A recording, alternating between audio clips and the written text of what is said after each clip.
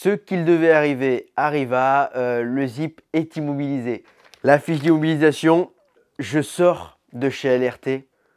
Ouais Pépé. Ouais, mon petit Clément. Désolé mon petit pote, ça c'est le voisin qui est allé me chercher du bois. Bon alors, je te disais, la vidéo précédente, j'avais réglé donc le zip en 70 mHr au banc chez Alexis. Je sors de chez Alexis, il devait être, je pense, quelque chose comme 20h, 21h. C'est à ces heures-là qu'on avait terminé la mise au point. LRT préparation, c'est dans une petite zone commerciale.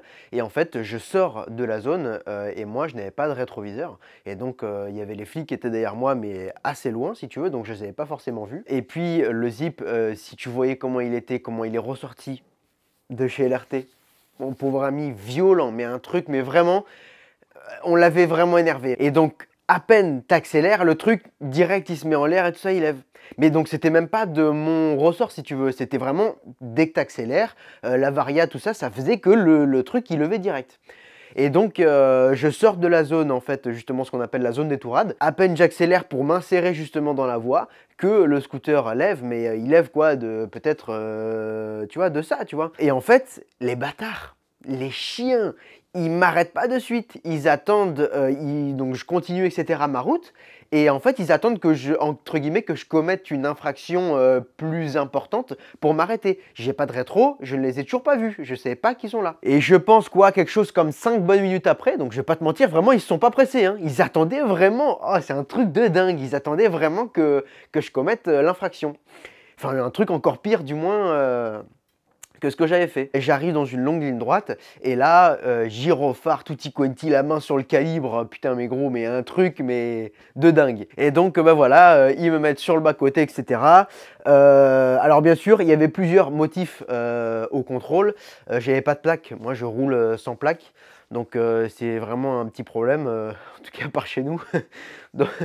donc Donc j'avais pas de plaque, j'étais en wheeling, pas de rétroviseur, le scooter il faisait un bruit mon pauvre ami, mais t'imagines même pas, j'étais en admission libre, carbu 28, pipe gros diamètre, il y avait la totale gros, la totale, MVTDD, le truc, mais c'était n'importe quoi. Et donc bah, bien sûr là c'est, bon, je l'ai cherché aussi un petit peu, tu vois. Mais d'un côté, j'avais pas longtemps à faire de trajet pour arriver jusqu'à chez moi. Donc, tu vois, je me suis pas forcément dit que ça allait... même en plus, il était tard. Il était, ouais, voilà, quoi, quelque chose comme 21h. Donc, tu vois, je me suis pas vraiment dit qu'il allait avoir les motards à mon cul. Ils m'ont mis la totale. Ils m'ont immobilisé le zip. Je m'étais déjà pris des amendes, en fait, la semaine dernière. Donc, c'est ce que je leur ai dit. Je leur ai dit, s'il vous plaît, soyez vraiment compréhensifs par rapport à la semaine dernière. Je leur ai bien montré, etc., que j'avais eu des amendes et tout ça. Et donc, si tu veux, il y avait une femme et un mec, et la femme, gros, je sais pas ce qui lui est arrivé. Elle m'a mis la totale. Je discutais avec le mec et tout ça. Il était plutôt cool même. Il était plutôt sympa. Et donc je discutais avec lui et tout ça. La femme, gros, je la voyais. Elle écrivait. Moi, je discutais avec le gars, mais tu sais, je me suis dit, malheur, je sais pas ce qui va m'arriver. Et je la voyais, elle commençait à rédiger tous ces trucs, je me suis dit dans quelle merde, je me suis fourré encore mon pauvre ami, va. Et donc bah voilà, elle rédige la fiche d'immobilisation, elle me met une pour le bruit et une pour le manque de rétro. La plaque, bon bah au moins là pour le coup, j'avais pas de plaque, mais elle m'en a pas mis sur la plaque. Donc bon, je vais pas te mentir, tant mieux. Et donc voilà, bon bah je vais recevoir les amendes sous peu. Bien sûr, j'ai envie d'enlever cette putain de fiche d'immobilisation sur le zip parce que le problème c'est qu'ils ont gardé ma carte grise. Il faut absolument que je la récupère, donc je vais mettre le zip au garage, je vais te mettre un petit timelapse. Ce qu'on va faire, c'est que dans un premier temps, je vais poser un rétro. Je vais pas changer le pot parce qu'en fait, eux, ils m'ont dit de remettre le pot d'origine, etc. Je vais pas le changer. Ce que je vais faire en fait, c'est que je vais mettre, parce que là j'étais vraiment full admission libre, etc. Le truc c'était nimp. Donc je vais remettre le petit carbu pipe d'origine du zip avec le carburateur 21 Delorto et je vais remettre la boîte à air. Et normalement, ça devrait passer, je pense, au niveau du bruit, tu vois. Et puis je vais enlever aussi l'allumage MVTDD parce qu'il fait vraiment chauffer sa mère.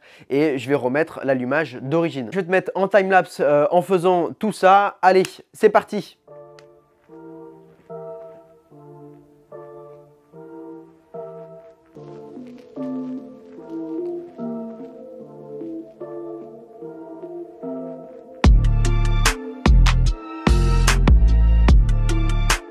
Bon mon petit pote, je t'ai au final pas tout mis dans le timelapse, il fallait vraiment que j'avance. Là le commissariat va bientôt fermer je pense. Je te reprends juste dehors, je sors le zip du garage. Le scooter il est enfin terminé, je suis content. Là donc je vais te montrer en fait ce que j'ai fait, toutes les modifications que j'ai fait après. Je vais vite par contre au commissariat parce qu'en fait il ferme très tôt, tu sais c'est les horaires un peu comme la poste et tout ça.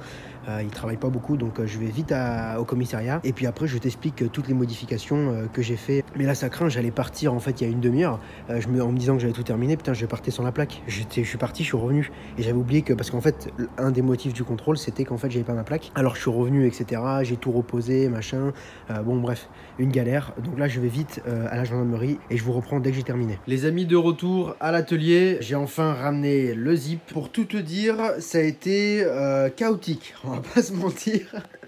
Ce petit aller-retour à la police municipale a été assez chaotique, donc je vais te raconter tout ça. La finalité, c'est qu'ils m'ont bien rendu ma carte grise. Là, déjà, c'est ce que je voulais, donc c'est le top. Ça me fait très plaisir. Alors par contre, ça n'a pas été de tout repos.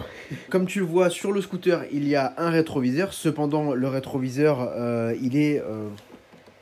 Ah bah voilà. Bah, il est en totale prise en dépendance, puisque j'ai le pas de vis ici qui est foiré. Après, il y avait aussi le support de plaque, donc qui était... j'avais même pas de support de plaque, pas de plaque, donc voilà.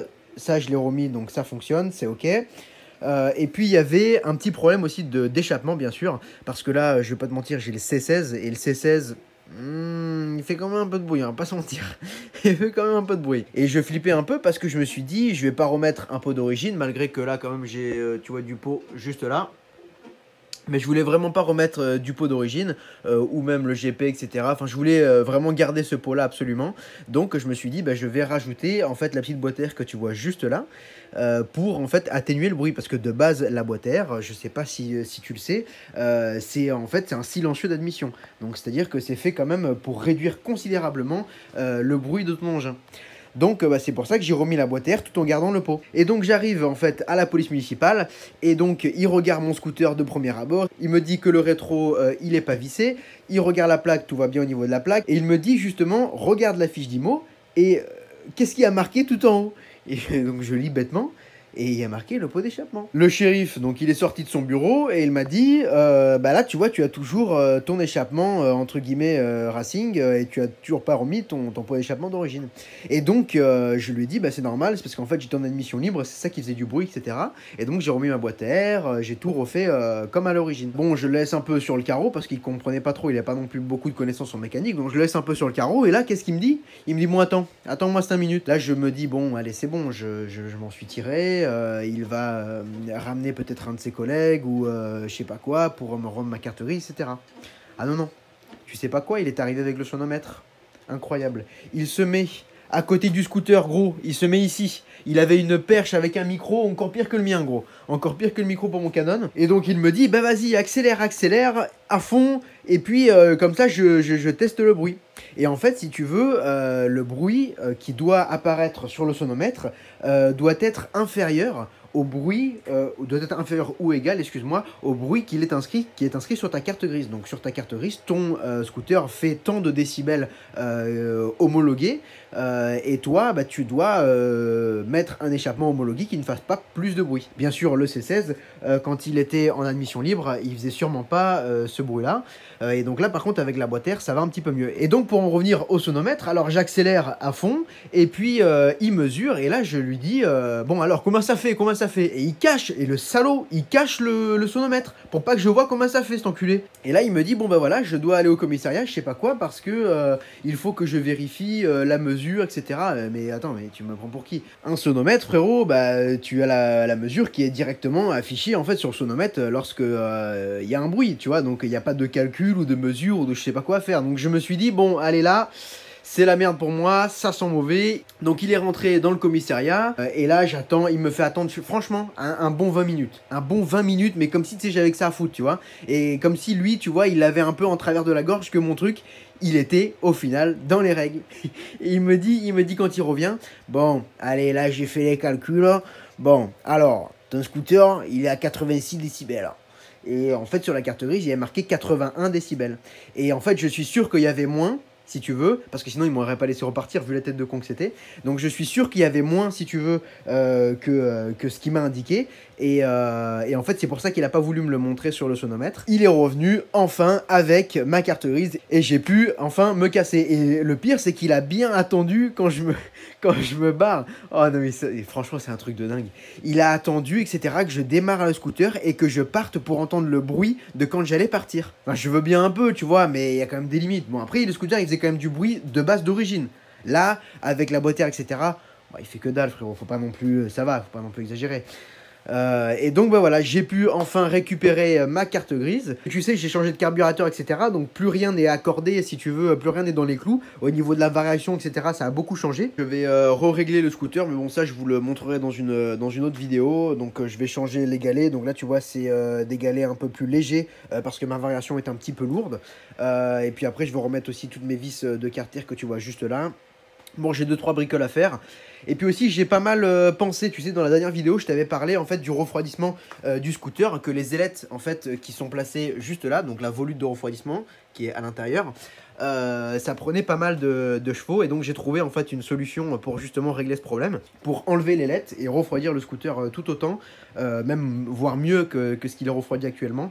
Et ça, je te montrerai dans une prochaine vidéo. Voilà mon petit pote, allez, je te laisse là-dessus. Tu vois, j'ai accroché ma petite fiche d'IMO sur mon atelier. Maintenant, à chaque vidéo, tu la verras. Et puis voilà. Allez, ciao, bye.